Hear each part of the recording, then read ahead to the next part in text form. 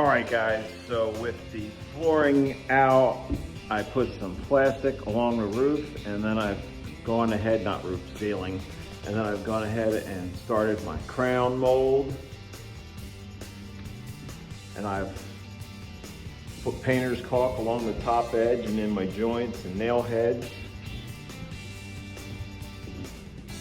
And down the hallway, I'm gonna put a little bit on this side as well, and then I'm gonna spray half of the hallway ceiling, and I'm gonna spray the living room ceiling, and then I'll be able to start laying the floor, and then we'll move all the furniture over to this side, and then I can start ripping out the floor over here.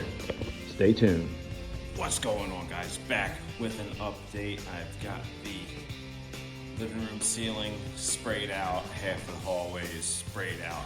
Now I can start laying floor down behind me and get this job on the road. All right, what's good, Pro Cutters? I've got 2 sections of trim in. Unfortunately, I had to stop the floor here.